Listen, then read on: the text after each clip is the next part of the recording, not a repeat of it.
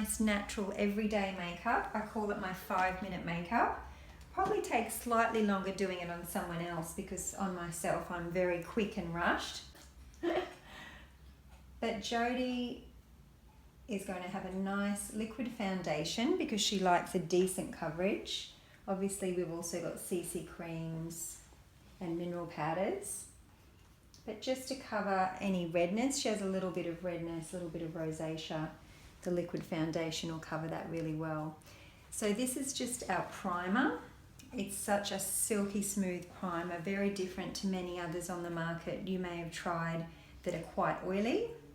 And it has peptides in it too, so it's very hydrating on your skin and it fills in the pores and lines of your skin so that it's a nice even canvas for your makeup. Now Jodie's a neutral beige, so less than 1 pump of liquid foundation, and these last you up to 7 or 8 months. And you can use your fingers to apply or a foundation brush and just work from the center up and out to the hairline.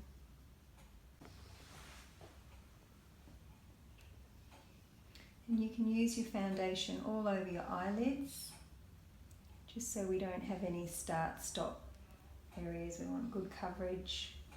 That's a great colour for you.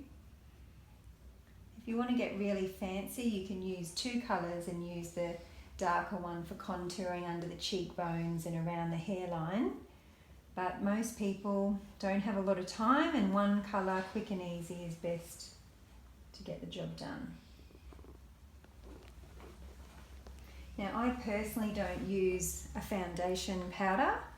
I feel as we get mature, it can be a little bit aging to have too much powder on. It can settle in the fine lines around our smile lines or our eyes. And I find that this foundation's very matte finish, so you really don't need to go that extra level with a translucent powder or mineral powder as well. But obviously we do have them if you like that finish that's more soft and powdery. Or maybe if you're under some heavy lights, you work on stage, you're a performer or an actress on camera, you'd want a bit of powder just to stop that sheen. Beautiful. Good canvas here though, I think, Jodie. Thank you. Okay, so we want a bit of bronzer because we don't want to be just one matte colour. We want variation in our skin. So this is just the standard bronzer. We've also got a bronzing palette if you want a little bit more choice. This one here has got, it's called the Starlight Glow palette. This would be your equivalent here, and then you could use the highlighter, the blush, and the second tone of bronzer as well. And you can even use these as your eyeshadow. It's actually what I've done today, is just use that palette.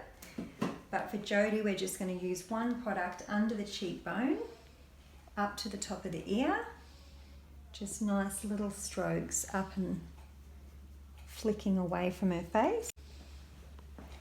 And then like me, she has a fairly high forehead, so I'm just going to do a little bit of bronzer around the forehead as well, into the hairline where the sun would naturally hit, so you don't look too flat coloured in the forehead.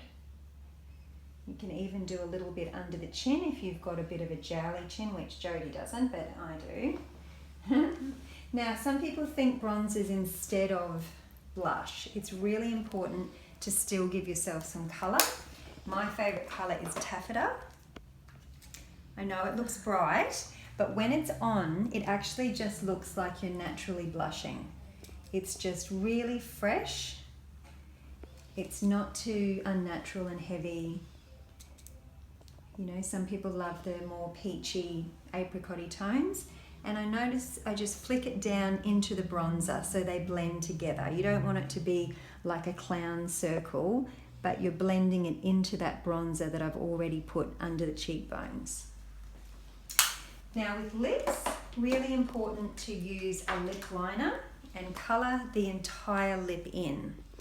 This is Tulip, and this is a great colour for anything earthy, peachy or pinky, nice and natural. I actually love this just by itself with a gloss on it as well. So always outline the full extent of your natural lip But then, so that we don't get that nasty 80s outline, we used to always use a darker lip liner than the lipstick. Keep it to a similar colour to the lipstick you're wearing and colour in your lip to stop it bleeding, and it'll help it to wear longer throughout the day as well.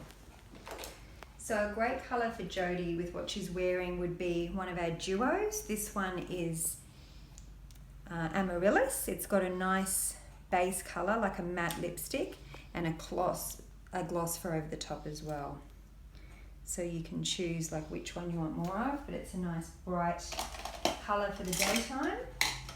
And smudge that if you wish with a angled brush.